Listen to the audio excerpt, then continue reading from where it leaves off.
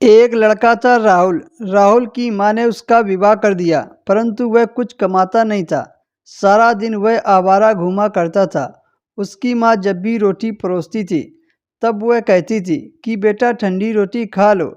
लड़के की समझ में नहीं आया कि माँ ऐसा क्यों कहती है। फिर भी वह चुप रहा। एक दिन माँ किसी काम से बाहर गई थी, तो जाते समय अपनी बहू यानी कि राहुल की पत्नी को कह गई थी कि जब लड़का आए तो उसे रोटी परोस देना और रोटी परोसकर कह देना कि ठंडी रोटी खा लो। उसने अपने पति से वैसा ही कहा, तो वह चिढ़ गया कि माँ तो कहती ही थी, यह भी कहना सीख गई है। और अपनी पत्नी से बोला, बता रोटी ठंडी कैसे हुई। रोटी भी गर्म है, सब्जी भी गर्म है, तुम ठंडी रोटी क्यों कहती हो।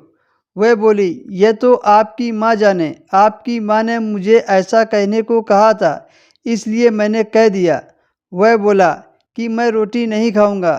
माँ घर आई तो उसने बहू से पूछा कि क्या लड़के ने भोजन कर लिया। तो बहू बोली कि उन्होंने तो भोजन किया ही नहीं। वो ठंडी रोटी सुनकर नाराज हो गया। माँ ने लड़के से पूछा कि तुमने खाना क्यों नहीं खाया। तो लड़का बोला, माँ तुम रोज कहती हो कि ठंडी रोटी खा लो, तो मैं सह लेता था, पर अब तो ये भी कहने लगी। और वैसे भी रोटी तो गर्म होती है, तो तुम ठंडी रोटी क्यों बोलती हो। माँ ने पूछा कि ठंडी रोटी किसको कहते हैं। वह बोला, सुबह की बनाई रोटी शाम को ठंडी होती है। बासी रोटी ठंडी और ताज़ी रोटी गर्म कहलाती है। माँ ने कहा, बेटा अब तू विचार करके देख। तेरे बाप की जो कमाई है वह ठंडी बासी रोटी है। गर्म ताज़ी रोटी तब होगी जब तू मेहनत करके खुद कमाकर लाएगा।